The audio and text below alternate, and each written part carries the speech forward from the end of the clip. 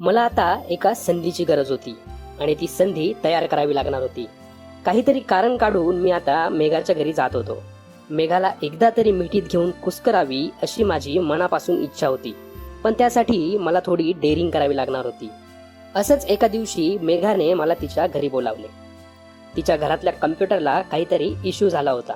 माझ्यासाठी हा एक चान्स होता. मी लगेच मेघाच्या घरी गेलो. कम्प्युटर तिच्या बेडरूममध्ये होता आणि मला मेघाच्या बेडरूममध्ये जाण्याची पहिल्यांदा संधी मिळाली होती. बेडरूम मेघाने अतिशय सुंदर सजवला होता. आतमध्ये शिरल्याबरोबर एक धुंद करणारा रूम फ्रेशनरचा वास आला आणि तो जणू माझ्यासाठीच मारला होता असं मला वाटत होतं. मी कम्प्युटर चेक केला आणि त्याला पॉवरचा इश्यू होता. मी तिला तसं सांगितलं आणि त्याला रिपेअरला थोडा वेळ लागेल, त्यामुळे मी घरी घेऊन जातो म्हणून तिला सांगितलं. कारण घरी आई होती आणि तिला वेगळं वाटलं असतं, म्हणून मी कम्प्युटर घरी उचलून घेऊन आलो. कम्प्युटर आणताना मेघा मला म्हणाली की तिच्या नवऱ्याचा त्यात महत्वाचा डेटा आहे, त्यामुळे थोडं काळजीपूर्वक बघ. मला त्या कम्प्युटरचा डेटा चेक करायचा होता. मी पटकन त्याचा SMP चेंज करून बघितला आणि तो चालूही झाला. माझ्या मागेच मेघाही आली होती. ती आईबरोबर गप्पा मारत होती आणि कम्प्युटर लगेच होतो का याची वाट बघत होती. रिपेअर व्हायला वेळ लागेल असं मी तिला मुद्दाम सांगितलं. तिने मला पुन्हा डेटाची आठवण करून दिली. ती म्हणाले, रोहित, त्यात माझ्या नवऱ्याचा डेटा आहे, सो प्लीज जरा जपून कर. तिच्या सांगण्यामागे मला संशयाचा वास येत होता, म्हणून आता तर मला डेटा चेकच करायचा होता. एवढं बोलून मेघा निघून गेली. मी कम्प्युटरचा C आणि D दोन्ही ड्राईव्ह चेक केले, पण त्यात सॉंग्स आणि मूवी शिवाय दुसरं काहीही दिसत नव्हतं. मग मी फोल्डर ऑप्शन मध्ये जाऊन हाईड फोल्डर ऑप्शन डिसेबल केलं आणि पुन्हा ड्राईव्ह चेक केले आणि त्यानंतर मला जे हवं होतं तेच दिसलं. मध्ये मला हाईड केलेले काही फोल्डर्स दिसले. त्यात काही पॉर्न व्हिडिओज आणि इमेजेस होते. त्यातले काही इमेजेस पाहून माझा बाबूराव एकदम कडक झाला, कारण ते इमेजेस मेघाचे होते आणि तेही टोटली न्यूड. तिच्या नवऱ्याने तिचे फोटोज काढून ठेवलेले दिसत होते.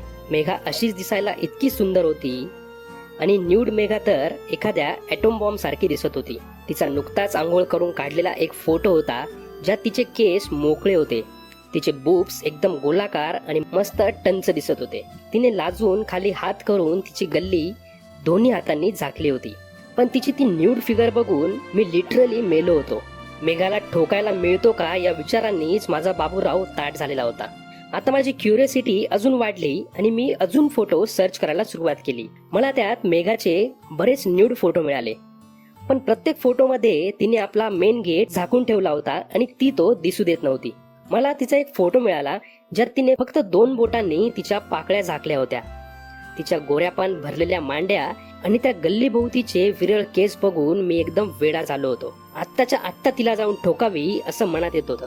आता मला मोकळं होण्याशिवाय दुसरा पर्याय नव्हता. मी तिच्या फोटोला बघूनच मूठ मारली आणि मोकळा झालो. तेव्हा कुठं मला शांत वाटलं. मी कम्प्युटर बंद केला आणि तो आवरून तिला द्यायला गेलो. मेघाने दरवाजा उघडला. झाला कम्प्युटर, काही मोठा इश्यू तर नव्हता ना? त्यातील डेटा तर डिलीट झाला नाही ना? एवढे भराभर प्रश्न ती विचारत होती. मला माहित होतं तिला काळजी कोणत्या गोष्टीची आहे ते. मी म्हणालो, नाही मेघा, काही नाही, नॉर्मल इश्यू होता, झाला आता सॉल्व्ह आणि डेटा पण सुरक्षित आहे. मेघाने एक दीर्घ श्वास सोडला. त्यात माझ्या नवऱ्याचा फार महत्वाचा डेटा होता. मी म्हणालो, हो का, कम्प्युटर लावून देतो, डेटा चेक करून घे. त्यावरती म्हणाली, नाही ठीक, मी नंतर डेटा चेक करून घेईल, पण थँक्स यार. थँक्स काय, त्यात तुझ्यासाठी एवढं तर करू शकतोच ना.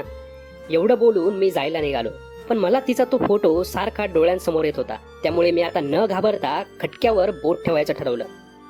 जाताना मी मेघाला आवाज दिला आणि म्हणालो, मेघा, तुझा तो फोटो फार मस्त आणि कमाल आहे. हं, कुठला फोटो? तिनं विचारलं. तो नाही का तू सकाळी काढलेला? असेल, मला नाही आठवत, पण थँक्स हा, मेघा म्हणाली. मी म्हणालो, पण त्यात तू ओठांवर हात ठेवायला नव्हता पाहिजे, अजून सुंदर दिसली असतीस. आता मेघा थोडी चाचपली.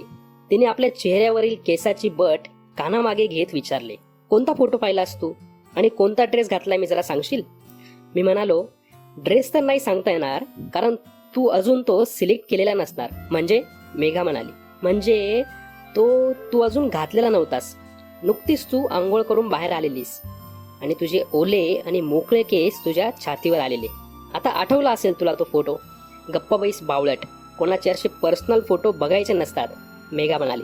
तिला राग आला नव्हता, ती अगदीच कॅज्युअल बोलत होती. त्यामुळे आता मी हिम्मत करून अजून पुढे बोलायचं ठरवलं. मी म्हणालो, टॉवेल नव्हता घेतलास तू, पण बिना टॉवेलची तू माल दिसत होतीस ग. आई शपथ सांगतो, अगदी एखाद्या हिरोईनलाही लाजवेल अशीच तुझी पोज होती. बस कर आता. मेघा मला थांबवत म्हणाली. मी माझ्या छातीला दोन्ही हात लावून इशारा करून म्हणालो, एकदम कडक आणि कमाल दिसतायत त्यात तुझे. बाकी तुझ्या नवऱ्याने मस्त काढलेला फोटो.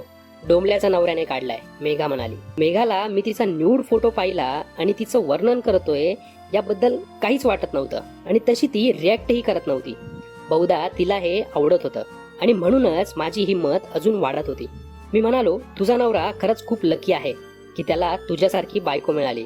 चांगला नाश्ता झाला असेल त्याचा सकाळी सकाळी. पण तू हात का ठेवले होतेस ग ओठांवर? तोच तर होता ना समोर.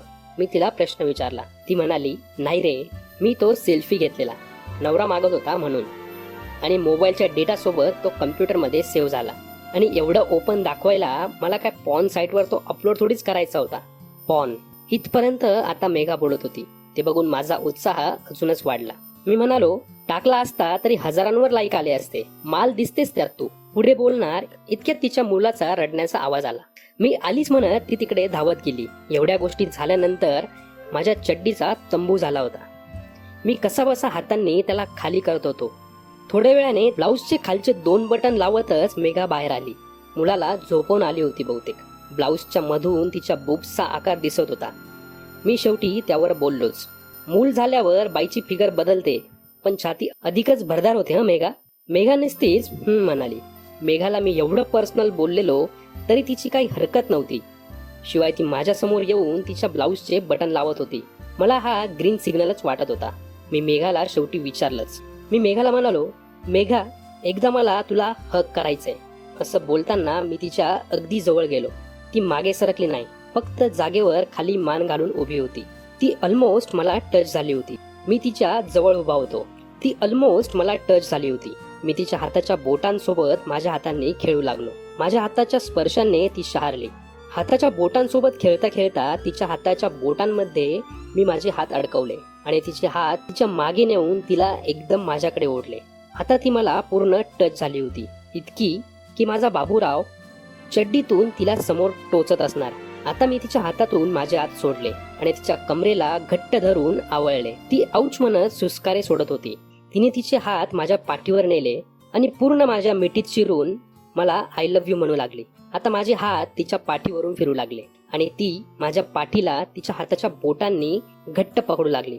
मी तिचा चेहरा पकडून थोडा वर केला आणि तिचे रसाळलेले ओठ माझ्या तोंडात घेऊन अक्षरशः चावू लागलो. ती सुद्धा मजा घेत त्याच आवेशाने मला किस करत होती. किस घेता घेता मी माझ्या हातांचा मोर्चा तिच्या गोलाकार बमवर नेला. ते दाबू लागलो. तिने फिजिकली आता माझ्याकडे तिला पूर्ण सरेंडर केलं होतं. मी आता तिला मानेवर वेड्यासारखा किस करून अक्षरशः चावू लागलो. तिच्या गोऱ्यापान मानेवर माझ्या चाव्याच्या लाल खुणा उमटत होत्या आणि ती आवेशाने सुस्कारे सोडत होती. मी तिला किस करत करत तिच्या मानेवरून खाली तिच्या बुब्स पर्यंत पोहोचलो आणि तिचे बुब्स ब्लाऊजच्या वरूनच तोंडात घेण्याचा प्रयत्न करू लागलो. ती मला पूर्ण साथ देत होती, कारण तिलाही तेवढीच मजा येत होती आणि तिलाही हेच हवं होतं असंच दिसत होतं. मी मेघाला तिच्या पोटाला धरून उलट केलं आणि मागून तिला मिठी मारली. माझा ताट झालेला बाबूराव तिच्या नितंबाला टोचत होता आणि ती मागे सरकून अजून त्याला दाबत होती. मी माझा उजवा हात एकदम तिच्या ब्लाऊजच्या गळ्यातून आत टाकला. तिच्या डाव्या बाजूचा एक बूब माझ्या हातात आला.